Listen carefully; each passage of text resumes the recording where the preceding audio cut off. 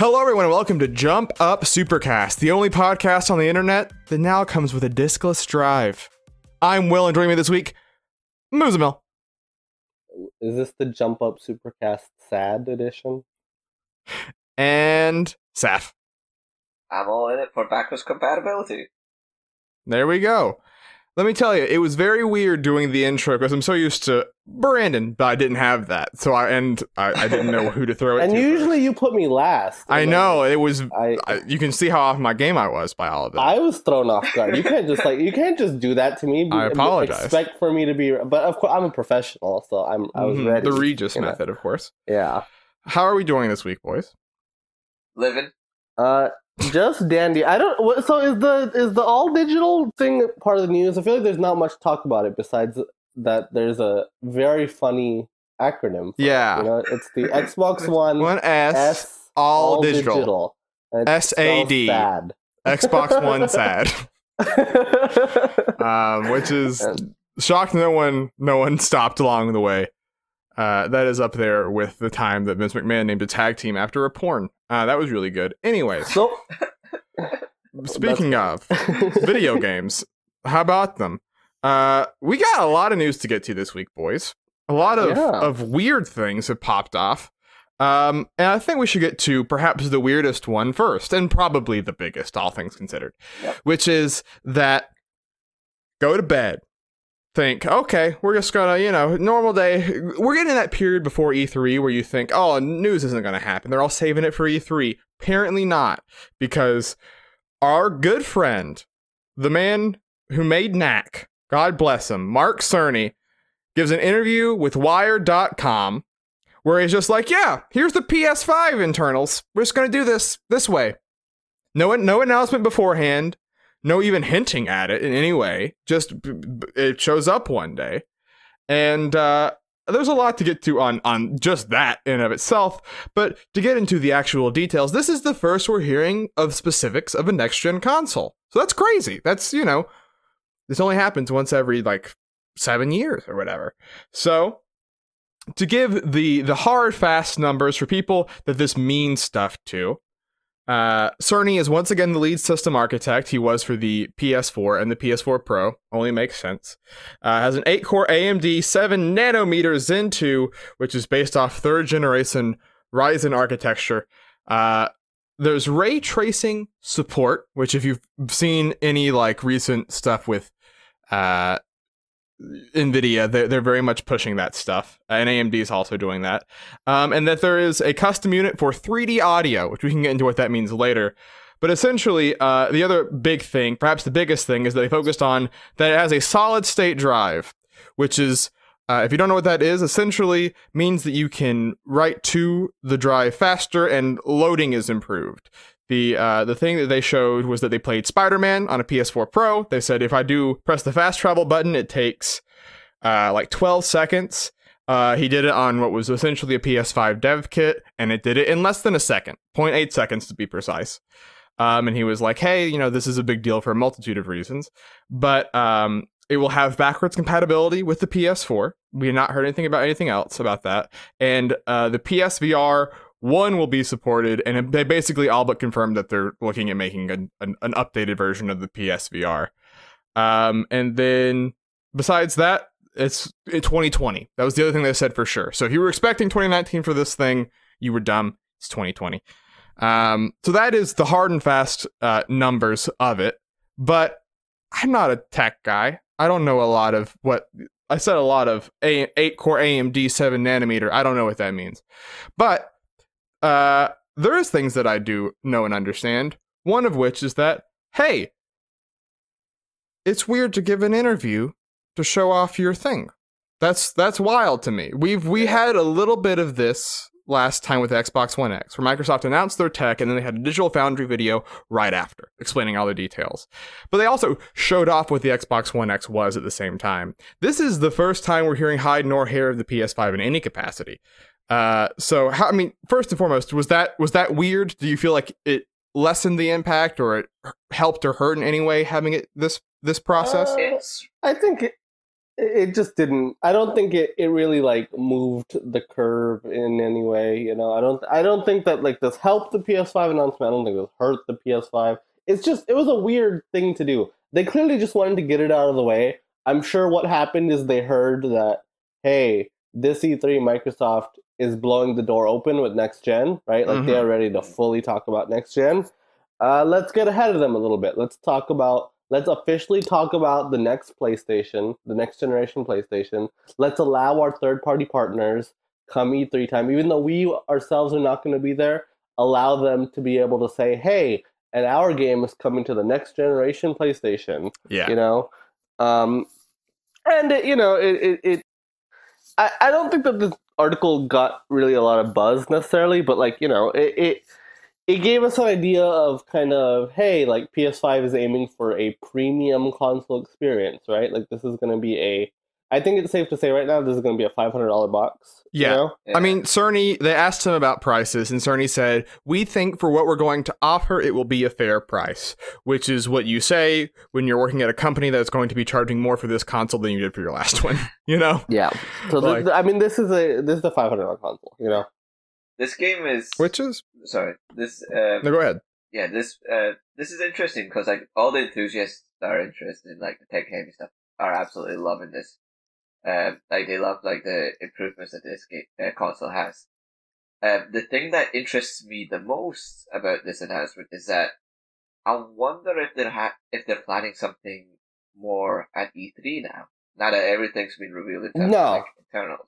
No, they're not. They're not gonna be, like they're not going to be at E3. They flat out said we're not going to be at E3. We're not doing a digital presentation at E3. We're not doing anything at E3. Like they've been very clear on that messaging, and quite frankly, they're not at E3 because they don't have anything to talk about. They are not ready to talk about PS5. The only reason they did this interview was because Xbox is ready to talk about next gen, and they don't want to be left behind in the conversation. I mean, and also they did say as part of the interview that more dev kits are getting out to developers, that they're starting to roll them out in a really big way now. Yeah. Which so means you could say that this will another start thing leaking is more and more as it just gets into more and more people's hands. Right. It just you get the information out there before the leaks do. Basically, getting it there officially. I think they prefer that. But like this wasn't like. It's hard to even call this a reveal, you know. Even it wasn't even really a specs reveal because like the specs they gave were very like, they didn't go into detail at all, right? Like we don't. A third generation Ryzen chip doesn't actually mean much. We don't. Is it 8 real cores? Is it threaded cores? Is it we don't really know anything about the specs. We don't know. We don't really even have a ballpark for how powerful it is. We just know that this is the latest chips from AMD, but that doesn't actually mean anything power-wise, you know? We heard a little bit about how it's like, because it's part of the thing with the PS4, and we're in a different space now. I think we can talk about that. This is a different generation build-up than the last one, right? Because the last one went for so long, and technology had advanced a whole lot, right? Yeah. Like, towards the end of last gen, the PC versions of games versus the 360 version of some games were a world apart. Yeah. This time, there's a little bit of that, but it's the gap is not as big. And so essentially what they were allowed to do this current gen is PS4 was known that they were basically taking a lot of off-the-shelf parts, right? Like they before in the build-up, people were able to basically build a PC that had all the components of the PS4. They've said the SSD is not currently on store shelves. It's a different thing, right? So like people can't go and just like. But like build even the SSD, we don't really know what that means. Like, is it like a 50 gig flash memory that they're using as like a cache and that's why the loading is so fast? Or is it like replacing the hard drive? We don't really know any of that. It's a very generic, like, this thing has an SSD. This thing has a third generation Ryzen. But the thing that this generation allowed them to do, though, was to have an appreciable difference. Like there was a jump from PS3 to PS4, but not have it be hyper expensive, right? Yeah.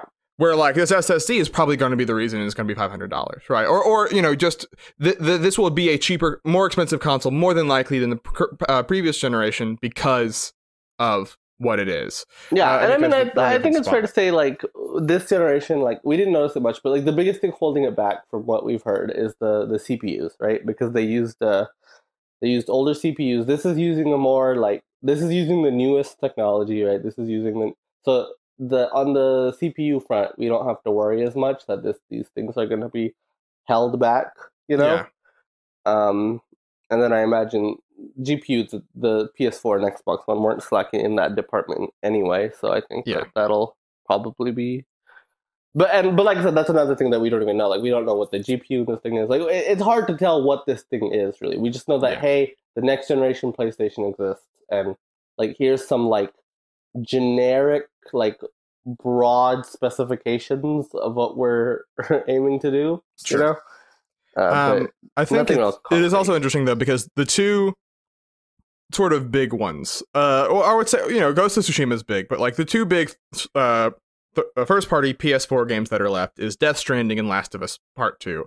And sort of, in this interview, someone said, is Death Stranding going to be the thing? And Cerny was like, I mean, I can't say, but the guy basically said he got the vibe that, yes, Death Stranding was going to be coming out close to the PS5, at least. And then Last of Us Part 2, Neil Druckmann, who does the writing, tweeted out that they had just shot the last scene, like, motion capture wise. So we're going to be in an interesting situation where these games that, like, I mean, they, you know, Last of Us Part 2 got announced in 2016, Death Stranding got announced in 2016. They're going to be coming out within 6 months probably of the next generation. And now that this does have backwards compatibility, you know, they can't do a Last of Us remastered like they did at the start of this generation. So that'll be interesting because, you know, we saw the patents about the previous generations 1, 2, and 3 of PS3 getting backwards compatibility through streaming stuff. We'll see if that goes anywhere. But yeah. So, I mean, now this is the first step of many on the 1.5 year long track. Well, I mean, I wouldn't even call this the first step. This is like this is the first step, right? Like you say that's nothing, and it's not nothing, but it's not everything, right? People that are declaring the console war's over, Sony wins again. Don't do that. You're stupid. But also, you know, it was just interesting, I think, first and foremost, to wake up to this news. But you know what else? That's far off in the distance. You know what else got shadow dropped of sorts and is already out? Our good friend Joker is now in Smash Brothers. Officially. He's out. And this is, people have been saying, are we getting a direct to show off the 3.0 update? Are we doing whatever? Instead, Nintendo just, you'll never see it coming, uploads a 15-minute Smash video at 9 o'clock at night. And that's so bad. I was wondering how they would do it. I was wondering how they would talk about Smash 3.0, because they teased it in the last direct, right? Like, clearly indicating, hey, 3.0 is going to be a big deal. And then, just randomly at 9 o'clock Eastern at night on a Tuesday night, or check it out. Here's this 15-minute video on their YouTube channel that they tweet out, you know? And that thing has already amassed almost 4 million views, so clearly it was it works. Pretty smart marketing move. You know? Enough people were aware of it to crash their servers for about 1.5 hours when Joker went live, because everyone wanted the patch at the same time.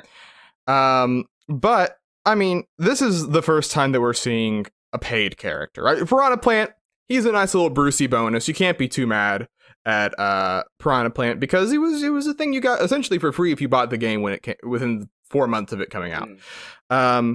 And so this is the first time that we're seeing, like, here's the stage, here's everything, and boy, oh boy, this is maybe the most elaborate DLC we've gotten in Smash Brothers, and that's saying something, because Smash 4 had good DLC.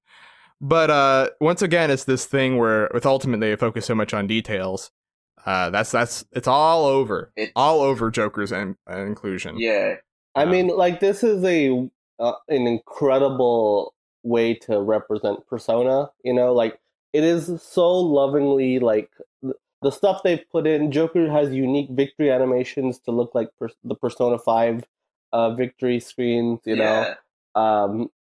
You have Memento stage that, like, basically they call it Mementos, but it's basically like Persona menus, the stage. Yeah, you know? They were like, what's the best part of Persona 5? The UI. Let's make that the stage. Yeah, and on top of that, Mementos being able to be a very neat way to represent Persona 4 and Persona 3 as well. Oh, right? baby. When they show Persona 4. Pops huge. It's great, you know, because I think Persona 3, 4, and 5 all have very dedicated fans, you know, and I think that people very strongly argue which one is their favorite of those three, and it's nice to see all three represented in that way, you know? Totally, Yeah. Really nice. Moveset is just very cool. Like this is a great addition to Smash Brothers, you know? 11 new songs. 3 of them are new arrangements, and they're all very good new arrangements. Spoiler alert. But a thing that I really like, because I basically just spent the whole day playing Joker whenever I've gotten the chance to play games, and once again, is this thing of like the underlying elements of a character informing their Smash moveset, right? Because if you haven't seen anything, it's funny. People say, Sakurai, too many characters have down B counters. Also, Sakurai, can you please nerf limit breaks for Cloud and Ford? They were broken. And Sakurai's like, how about I make a character that activates his limit break through a down B counter? Deal with it. But he builds up this meter by getting attacked, and by activating this counter, it builds faster, and he gets to summon his persona, Arsene. But in Persona 5, the whole thing of Persona throughout since 3 onwards is the school and the dungeon parts, right? That you're like a normal kid by day, phantom thief of heart by night, and like they capture that in the character. Like when he's just normal Joker and he doesn't have the persona out, he's not bad, but he's like he feels weaker than the average character does. But when that persona comes out and he gets to be that guy, you get to feel like you're a truly intimidating force on the field for as long as Arsene is out. And it captures that those two modes of like school kid, you know, versus like he's almost playing in some ways, dress up, versus like getting to be this force of change. And you're like, that's cool that they got captured that. Yeah. Joker without his persona, you know, is like the most like normal human being in Smash Brothers, you know? Like, I mean, he fights with knives and a gun, you know? Which is great. Kirby now has a gun that he can shoot officially. Yeah. And it's not a laser gun, an actual gun. Yeah, it's a straight up pistol, and it's just funny to see. Like this is like Joker is like seriously just like the straight up like most normal human. Because even Snake has just all sorts of crazy weaponry going on, you know. But like Joker's out here fighting out with like just normal like what everyday people could fight with. Yes, you know. And it's funny because in the trailer they have that part where he's like, these are a bunch of legendary fighters. Is he gonna be okay? And one of the guys is like, he has a knife and a gun. I don't know what else he's got. Like, it was my favorite meta moment of that trailer is the fact that it's like they're talking about Arsene and how shit he is as a persona, and they're like, fuck that, he's cool. What could he do? Yeah. Like, that's probably like the fans. It's like they could have gone for a different persona. It's like no, because he's the starter. Like Arsene, you don't use Arsene in the game. You know, like he's the first one you get, but you very quickly fuse him away. And if you're using him at the end, in fact, you have to fuse him away, and you'd be stupid not to because he's so weak. You know, but he is Joker's like main persona. Yeah, there we go. He's the one persona, so that makes sense. The best thing about this DLC is the fact that I can use the Switch MP3 feature to just listen to that Persona 5 music. It's really good. Yeah, it's good. It's great. Yeah, it's that's the best part. I mean, this is what Smash Brothers does best, right? Like it just brings together every facet of a franchise that you love, just so lovingly crafted. And you know, I can't imagine Persona fans are not just screaming with joy seeing that. Oh no, they were all complaining. You know? Where was this one song? Why is there not 150 tracks? Yeah, well, what can you do? But like, yeah, it's very cool though, you know. And like, I can't wait to see more. I'm a little disappointed because I had assumed whenever they would talk about 3.0, they would tease the next character, you know. Too close to E3, baby. Yeah, I guess so. I guess the next time we're gonna see a character is at E3, and looking forward to it. If they're all as good as this is part 1 of 5. It's pretty crazy. Yeah, strong start. See what Dragon Quest has to bring. Looking forward to see where we go from here. So with that, the Joker was not the only thing that came with 3.0. They did add one sort of big new mode, which is Stage Builder, which I wish we had Noah around, because I know that Noah is the guy that loves Stage Builder a whole lot. But they had it was funny because when this sort of got leaked, there was a commercial that had the Stage Builder option on the menu in like the background of a TV, and people were like, well, I guess that's the next mode in Smash. But it really, and when I first started, I thought, okay, that's fine. I haven't used a Stage Builder since Brawl, where I made a bunch of gimmick stages. Who cares? But then, as they show it off, they have the drawing mechanic back from Smash 4, where you use the screen to draw your platforms. But then you see a bunch of the old stuff from Brawl, where it's the various like cannons and there's stuff that's new, like these portals. But what really brought it all together is that they're like, hey, you can share and download them, which is something that you need if you're doing a stage creator, right? Yeah. And it's finally there. Like, you finally now, I can go and see someone make the little like table from the opening of Smash 64, press a button, and then that's just in my stage roster from now on, right? And I think that as a result, I mean, obviously, because human nature, the first things everyone did was a bunch of people having sex and like Mario taking a leak and a bunch of other stuff. But going forward, I'm really excited to see what people get to do with the stage builder.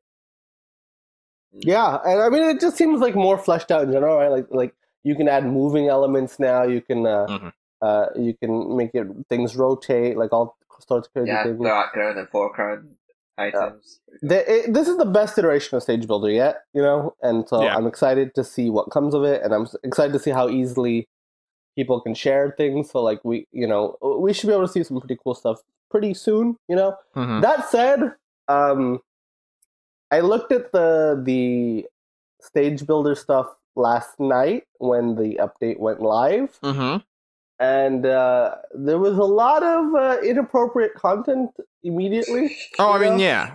You're drawing out. And I know it comes with the territory, but I feel like Nintendo's got to maybe crack down on that a little bit. Some of it was, definitely like too much. It was like, the thing was that I imagine most of the people were home enjoying time with their families. Like that's the problem. Because it went up at like 11 o'clock at night. Yeah, it was late at night, and Nintendo's pretty known to be good about like family friendly stuff, making sure that things are appropriate for children. Apparently, they have a penis shaped detector, and if they find a shape that is too phallic, they won't let you upload it.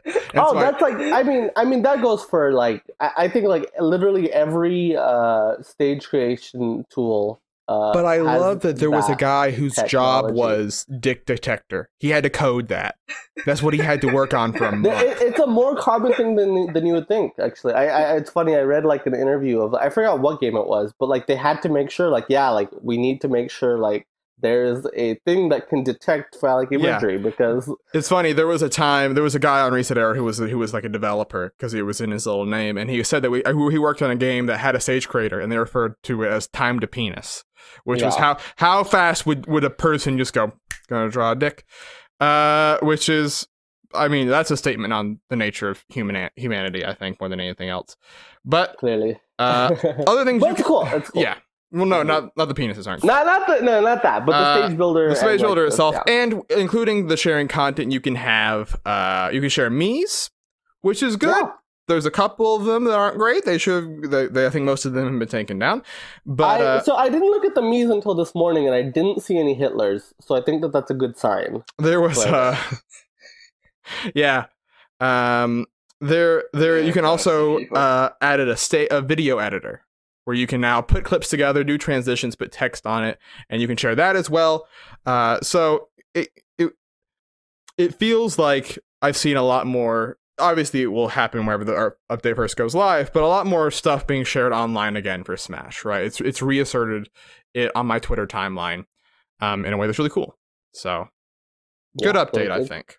Great update, and like, it's crazy that like, just Nintendo's social media presence in 2019 has been like ridiculous. Like everything they've done has just garnered so many views and like so many retweets, so many likes, and like this is just another thing of just like I can't believe awareness right now. Can't believe how much this thing blew up. I mean, it's like if you think about it, it's like not that much crazy stuff. It's like, I mean, like we knew Joker was coming, and like it's a stage builder. Like I don't think that many people you can use it, but even still, like this 15-minute video was able to like get so much reach. So that's cool.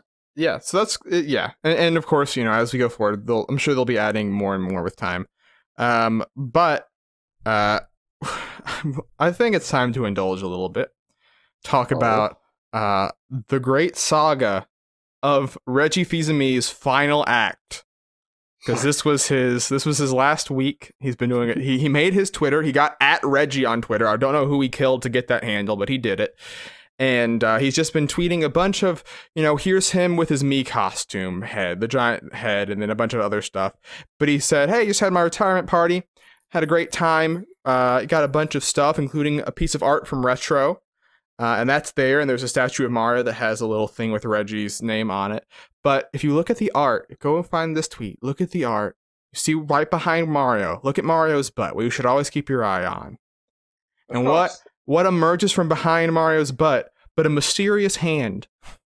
Mysterious metal hand. A mysterious metal. Just to be clear, there was a artwork of Retro with like characters that Retro's worked on, right? Yeah, so like Samus, Donkey Kong, Diddy, Dixie.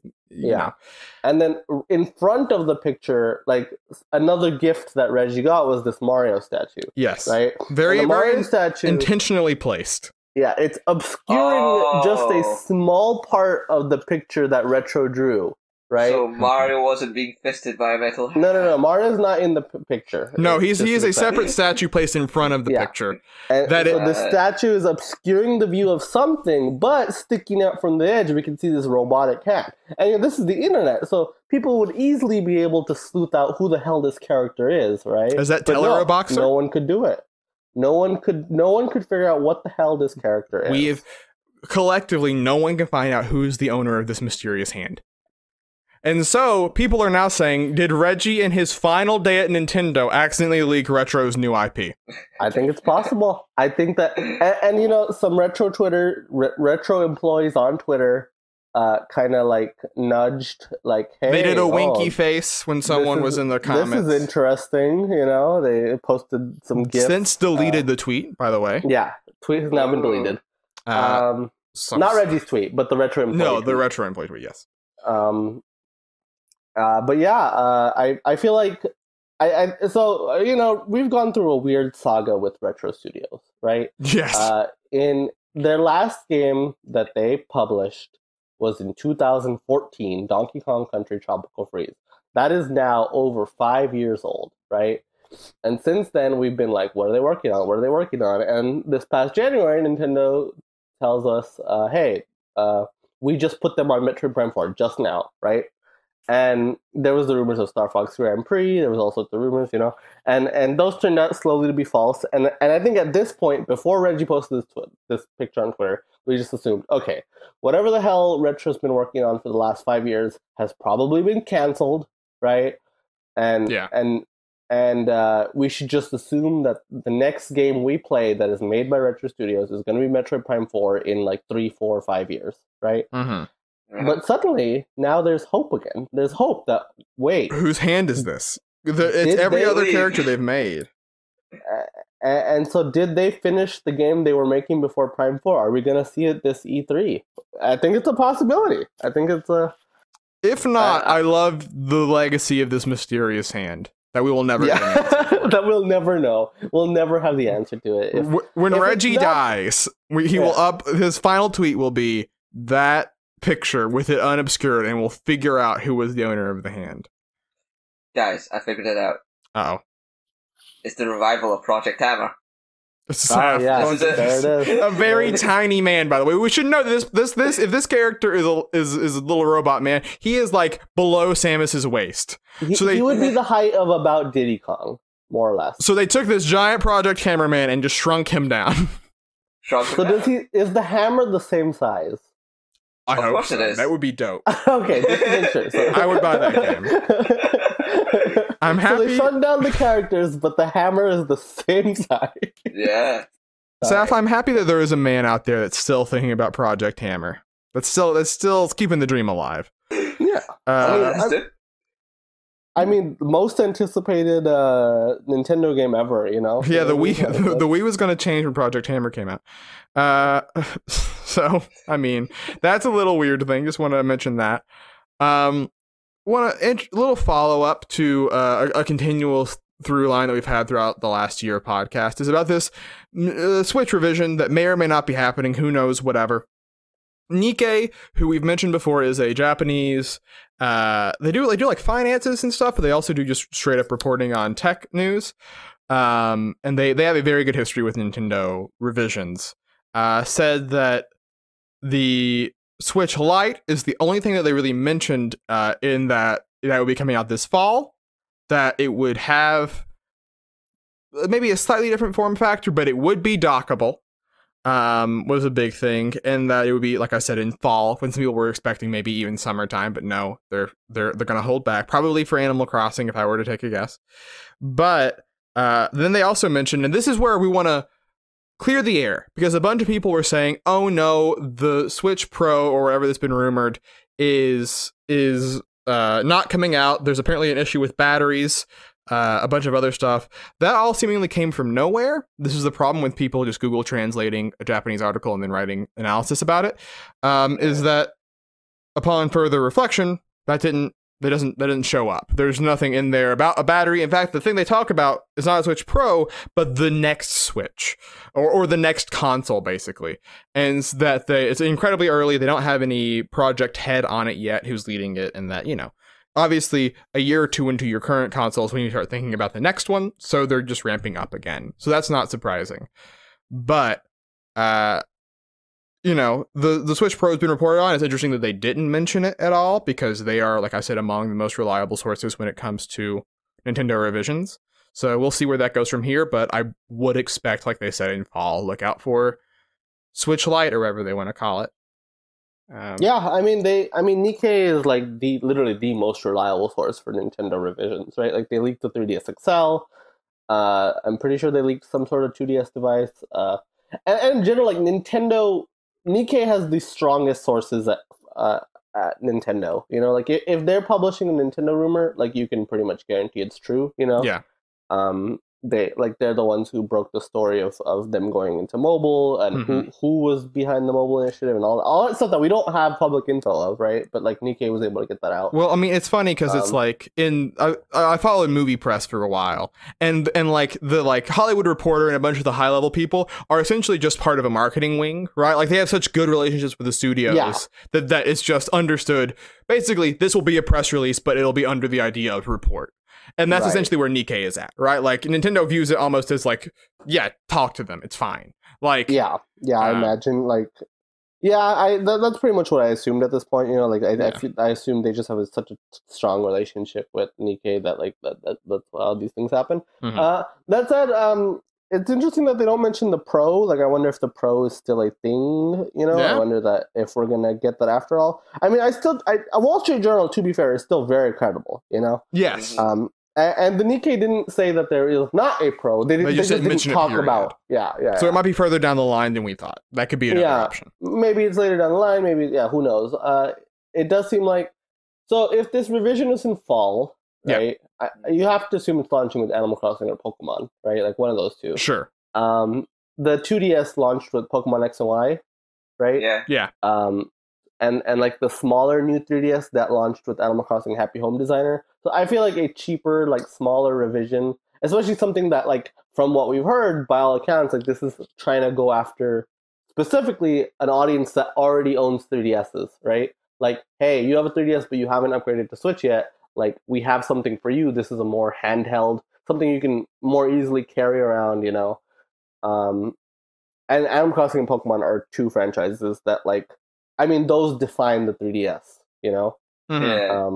So, like, it just makes sense to launch with that, I think. Yeah, so. It is a market that they've always went for, and it's always brought them success. So it seems like a good idea. Well, a good predictor as to where they're going to be heading to next when it comes to revisions.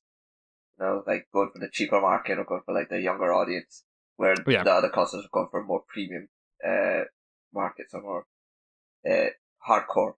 Well, I hate hardcore word, but like more enthusiastic. Yeah, I get what you mean. More premium. And like we've mentioned before, like I think that this this lighter revision is a secret way to do a price cut. Where like they don't have to officially slash the price of the main model. You just have this cheaper option available. It's like $250 or whatever, right? Like or whatever it is. That I mean, I think that's because people oftentimes worry about the Switch getting Wii U'd, right? Because the thing was that the Wii U came out in this weird midpoint of the thing, and oh no, as soon as the PS4 came out, the Wii U got no more games besides Watch Dogs. They fulfilled that obligation. But But PS5, and they're thinking, oh no, PS5 is going to have the same thing happen, right? Suddenly there will be no third-party games, period, released on Switch in 2021. But I don't think that A is going to happen because the Switch is that's not a realistic a successful console rather than a failure of a console. Yeah. Sorry, Wii U. But also, a console being $250 when all the other competitors are launching it probably around $500 is a world of difference, right? Versus it being $300 versus $400.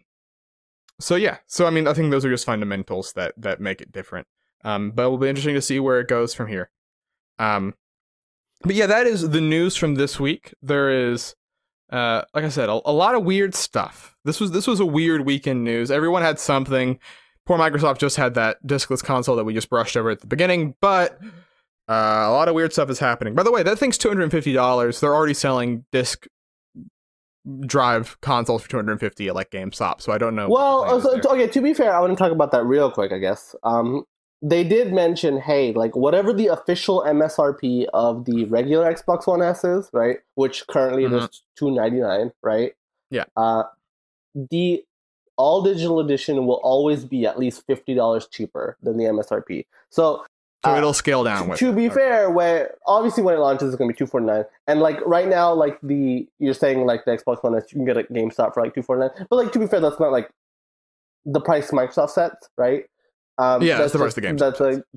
But like, come this holiday, Microsoft does very aggressive holiday deals, you know? Yeah. And so with that said, I think that when the Xbox One S officially drops to $249 or $229 this holiday, like this all digital edition will be $199, $179, you know, something much even cheaper than that. So I think that getting sub 200 is, I think, a big difference in people's minds. I think that like come this holiday, you're gonna see like what this console is supposed to be targeting, you know.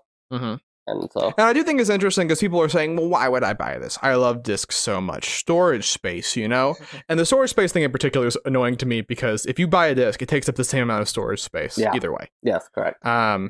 So that you know, there is a particular use people case keep saying like PSP Go, but that was 10 years ago. The market's in a different place, you know? Like I think that like we have statistics now that like AAA games are now selling more digital copies than physical copies, you know? Yeah. And so this is meant for an audience. Like disc-based consoles will still exist. Microsoft themselves, Xbox themselves will still be making disc-based consoles, right? But this is just an option for it, just a way to cut the price, you know? Yeah. And I think that's fair. I think like, and this thing doesn't. Microsoft is not riding their success on this product either, you know? Like this is just a like this is just something they're going to use to be able to. It's a little side thing. So we actually did talk about it. Well, not too long. But you didn't see that one coming.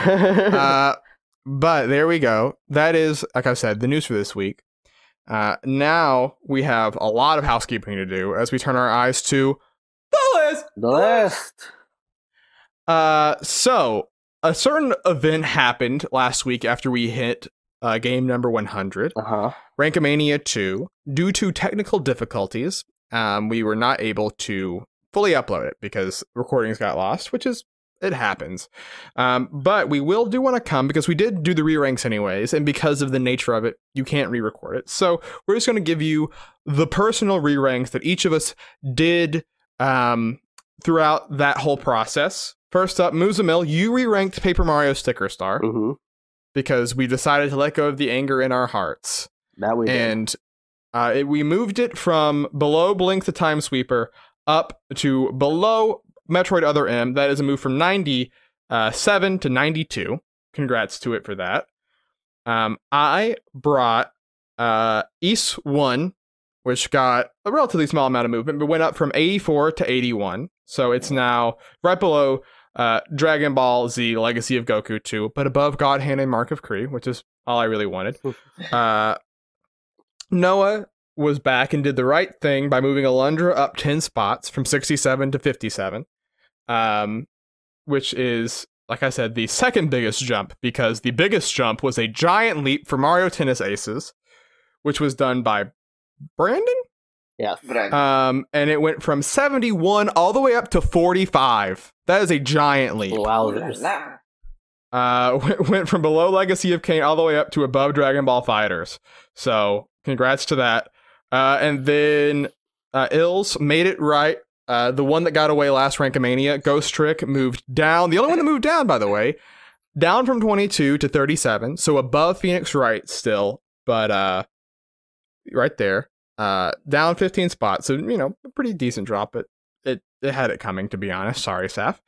And finally, Saf, you brought what turned out to be the Haymaker, Wonderful 101. We went for like 25 minutes on this game, and it ended up moving 3 spots after all that time and effort. From 43 to 40. So from below Mrs. Pac-Man to below Golden Sun, but above Einhander. So there we go. There it is. You can look in the paste bin below to see the full nature of the list. Did not say nature of the beast. Sorry, Brandon. Before we move on to Moose, you get to do 101. Timing-wise, the longest this thing can possibly stay ranked the same is right now.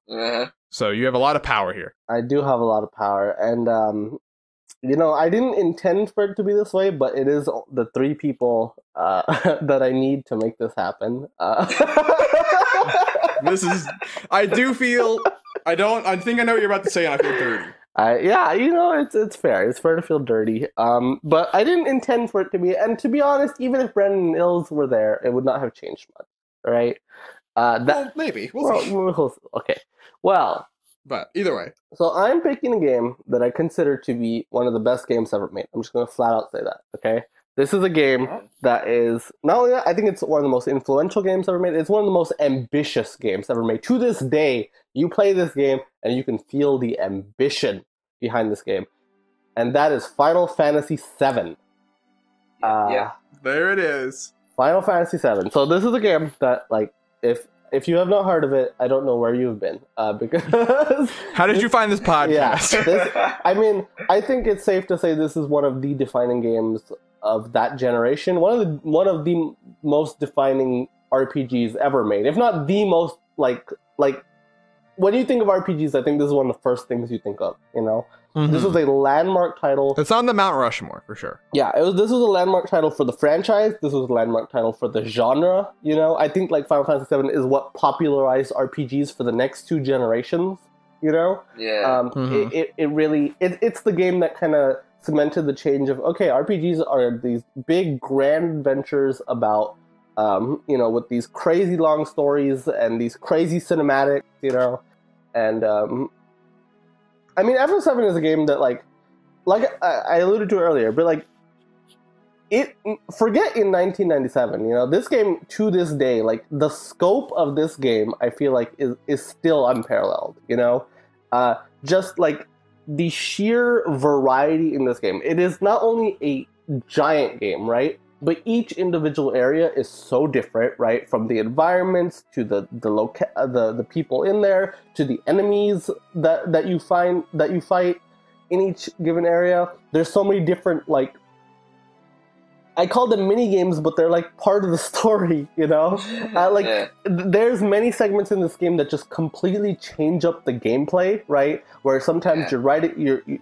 there's a set piece where you're on a motorcycle, trying to run away from something. Slicing dudes with your sword. Every fucking teenage boy just fucking going, this is the best segment ever. But and so there's a cool tower defense like mode, that, right? But then there's also these weird moments like, hey, defend these tower. There's a tower defense minigame, Mount Condor. Yeah, there's the whole golden saucer, right? I don't even know how to explain that place, It's like... it's a whole amusement park. Yeah. That's entirely optional, basically. And there's just all... Chocobo breeding. Yeah, forget Chocobo racing. There's also Chocobo breeding, Get that golden Chocobo. This game, like, it's just crazy. Like, the sheer amount of things you can do and the sheer, like, amount of things you can see in this game are crazy, Yeah. I think the story is hilarious, right? Like, it is I really enjoy the story of FF7 because like it starts out like pretty like I think normal, right? And big spoiler moment that everyone knows, I think is crazy in like killing off a party member, right? Not only just any party member, but your healer. I think that was kind of unprecedented, Brutal. right? Brutal. And that scene gets to you, like you feel something. But then, like, the story goes completely off the rails, but in a really fun way, in my opinion. Like, it really just goes, like, this is, like, peak Japanese nonsense, anime bullshit, I mean, there is an hour-long portion that I talk about often with you, where Cloud is trapped in his own psyche, and you're playing as Tifa, and there's, like, a bunch of different Clouds just floating around in, like, the live stream, and you're seeing his memory being put back together, and it's not a short sequence, it's like genuinely an hour. But, like, I mean, I guess if I can explain a little bit of my own experience with this game, because people will say, it doesn't hold up, right? Or you had to play it in 1998 or whatever. I played it for the first time in 2015, and I still think it's one of my top 10 games. Well, you corrected it. I loved it. You corrected it wrong. I was about to yell at you. Fuck's sake, that long? You're not. Yeah, I know. You're not as bad because I remember fucking getting so mad at Muzzy. Yeah, you would not play the game. I wouldn't just finish by it how until. bad it would look. I don't. Yeah, I mean, I think it was because the remake got announced. Yeah. And I was like, screw it. I mean, I need to play this. Yeah. And I spent basically the summer playing it, right, like for like a month, and I had the time of my life. I was just, I was so continually, because I walked in thinking, I know so much of this game. Right. I know that Aerith dies. I know the Sephiroth and the One-Winged Angel and the Meteor, and I know all that stuff, and Cloud's an emo kid because he's in Kingdom Hearts. And I mean, the game is goofy. I think that's worth mentioning. Like you said, it's hilarious. Like, it is a weird, goofy game. People oftentimes think of it as being this brooding, weird thing. A lot of that comes after this game. Yeah. This thing, Barrett he's got his own stuff going on, but Barrett's a weird, goofy character. Like, half of the party members are. And it's, and I remember, like, still, though, enjoying the story and, like, feeling a genuine culmination when I got there. And I did everything, right? I did all the Coliseum, I did all the Chocobo breeding, I did all the Golden Saucer, I fought all the weapons. I was... and I very rarely do super bosses in games, but I was driven to in this game because I think that, clearly we like it, but I think to give credence to some people that complaints that people have, the materia system is kind of broken, but it's kind of broken in a way that I found fun. Yes. It meant that basically any party member can become almost any role, right? Yeah. Like Tifa, like there are characters like Tifa clearly is supposed to be more physical, Aerith is clearly supposed to be a healer, but I think the reason they're able to like kill off your main healer character is because you can change what role different party members play. Yeah. Which was cool. Yeah. I mean, that only really comes later in the game. I mean, and that was a point that I was going to bring up is like the gameplay, right? Like, I think that like when people say this game doesn't hold up, I feel like it's purely because of the graphics, right? Sure. And even then, I feel like it has its own charm to it, and it does things as a PS1 game that I think you can only do as a PS1 game, right? Like the big sprawling environments that FF7 has is only possible with pre-rendered backgrounds, 100%. Like it's I mean, this is why Square Enix cannot remake this game in a modern form, Like that's why they're having so much trouble. They say like this is an unremakeable game in HD because there's so many environments. Like the whole of Watai is just optional, and it's a whole continent. Like that's crazy. Can you believe that's that much optional content existing in a game today? Where it's like, not forget optional content, but being unique, being just like at entire like environments that they had to create, entire party members that they made storylines for that you may never see, Vincent, just, that could be a whole thing. Everything with him and Lucrecia and that whole thing, just who knows. But it's, I mean, because like you mentioned that, like, I mean, I always remember, like, because I played it where they had made all the backgrounds get rezzed up, right? And I played it where it was the improved version, but like in Watai in the inn, each bed like has like a different level of sheets that are disheveled on it. Like so, like half of the maid's done up half of the bed, she hasn't done up the other half yet. And you're like, man, what a detail! Like what a cool thing that you could only like modeling that would be a huge waste of your time, right? Like The only game that's done that in the HD era is Uncharted 4, where Nathan Drake's clothes hamper is full. Besides that, you don't have the time or the effort. But this game, you can do that, right? And they do, and I think that in that way, there were so many details that I did still find charming. So even though they do have these weird giant hoof hands, obviously, right? The character models are the thing that's aged the most poorly. I did not find it overly detracting from my overall playthrough. Exactly. I wholeheartedly agree. You know, I feel like that's really the only part of the game you can say is aged is the pure visuals, and even then, it does things that it can only do because it is a PS1 game. And I think the character models themselves have some charm to it, personally. You know, sure. And but like otherwise, like the story holds up, you know, even though it's crazy, but it holds up, you know, and it's still good. And the gameplay, like the battle system is a ton of fun, you know, and like you said, you can throw the criticism of, oh, the material system is broken, but I think broken doesn't necessarily always have to be a bad thing. Like in the case of F7, I think it's fun. I think it breaks the game in a fun way that makes the game even more enjoyable. You know, there's just a ton of optional crazy side quests for you to do. The music is just fantastic, right? Like this is like, I mean, Final Fantasy is known for having great music, and FF7 is no slouch in this department, you know?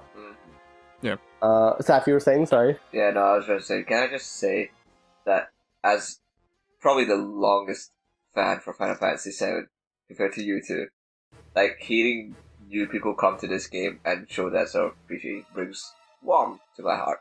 Because this was one of my favorite games. Like, I grew up with, like, I've played that game, like, 2-3 times now already. It is insane. I've stopped myself from buying it on the Switch, but that's going to be breaking soon. I'm going to be playing it on the Switch again. You can feel the dam cracking. It's going to come flooding back soon. But, listening to people play this game and feel the same sense of enjoyment and love for all those aspects of the game that I always loved. Is actually quite fun. Yeah. It is a fantastic game. Yeah. So where would I put it is the question. About a second. We talked a lot about this game. I mean, like I said, I genuinely think this is one of the best games ever made. Full stop. Right. And I think FF7 is my personal favorite RPG ever made. Sure. And like I said, this is a game that it's not just like personal bias. This is a game that like both Will and I have played in the 2000s or 2010s. You know. And still holds up to this day. FF7, now this is going to be the hard one, because the top is filled with bangers, you know? Banger alert, yeah. And so my biggest question, and I'm actually having a hard time deciding where I want to put it, personally. Can I just make a suggestion? You go for it. Saf, you might have a concrete answer. I would be happy if it's somewhere in the top 5. Oh, baby. Okay. So I had considered it. I considered it, but I wasn't sure if I could, like, get there. Oh god! Oh, they're gonna be so mad. I mean, I think this is the best RPG ever made. Like, in my opinion, this is like the RPG. When I think of that genre, you know, this is the game I think of. Yeah. I mean, there is some fun things. Like a lot of the mechanics of this game, you say it is broken. Like that's the thing that makes it like that helps it stand the test of time. Really, like some of the weirder parts of the game, or some of the games that some people might find tough, you feel as though like you would be compensated because you could kind of cheat this system a little bit. Like the tower defense game, Mount Condor. Like there is a way in which you could beat that game. Like if you reach a certain level, if you have your army reach a certain level of that map, you would be able to beat the level and advance to the next stage. Like there are so many different ways you can actually cheat and try to get through this game. Like this game is still playable and still enjoyable to this day, and I feel as though like it belongs in the top 5 because it still is a solid game. So as well as everything else, the only aspect of it which I don't even consider as a real criticism, but that might be my fanboyishness, is probably the graphics. Like some people might think the graphics idiots, but sure. I mean, you can see why someone would think that it doesn't hold. Yeah, right? I get that. Yeah. But and the translation has some wonky parts with the original version, right? That are like, is that what that line was supposed to be? But like, that's super minor. It's like 20 lines in a 10,000 line script. Yeah. So it's not. But like on the graphics note, like to be fair, like looking at our list, right? I don't think that that's something that we've ever detracted points for. You know, I mean, we have GoldenEye super high, for God's sake, you know, and that's an ugly game. We have Xenoblade Chronicles on 6. And I mean, even Ocarina of Time is like let's be honest, like it doesn't look that great today. But like it's Metal Gear Solid 1. Yeah, but like these games deserve to be where they are. You know, and I feel the same way about FF7. You know what? I would put it at number 5. Right above Red Dead Redemption, right below Super Mario Odyssey. That's where I'm feeling. I was thinking that too. Nito. Okay, I think we all agree. Did you say Nito or Vito? Nito. He said Nito. Yeah, Ni. Oh. They're gonna get so mad. They're gonna be so mad when they see this ranking. But to be fair, fuck him. Dark Souls. The same thing happened with Dark Souls. The same thing could happen with Dark Souls, to be fair. That is true. And like, this is not something we're doing out of spite. I mean, even if everyone was here, I think that we all agree on this. The three of us do. This is something we genuinely believe. That's a 3-2 margin. Yes. Even if everyone was here. Correct. So yeah, I'm feeling it. Number 5. Okay. All right. There we go. Number 5. Ooh, I don't often get to just talk about the top of the list when we're ranking, so this is an honor and a privilege.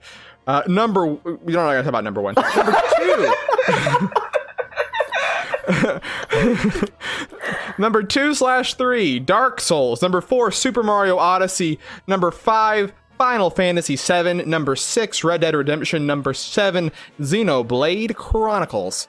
That is the list. What a big one. What a game. What a good start to the next 100 games.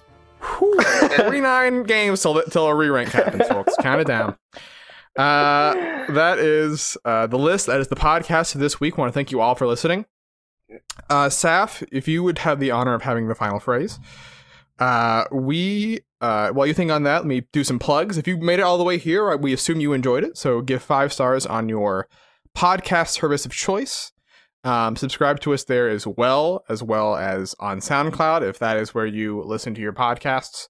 But beyond that, also we are on other platforms where you can make sure to not miss when we upload every Monday with the Jump Up Supercast and every other Thursday with the Jump Up Supercast Game Club.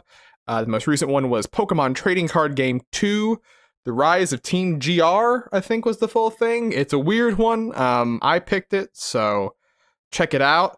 And you can make sure to know when everything goes live on twitter.com/jumpupsupercast. That'll also be where we will normally tweet when we're playing games on twitch.tv/jumpupsupercast, where you can follow us as well as Instagram and facebook.com/jumpupsupercast. If there's a platform, we probably have it, except for the ones that the kids have. We don't have a TikTok yet. But all that having been said, Saf, your final phrase. Yeah. I'd like to apologize. We had an amazing Rankin Radio recording happening, but due to an error in my editing, we ended up losing that recording. It was fun, and hopefully this will never happen again. I'll take steps to do that. So, end that apology, and let's hope we can last another Rankin Mania.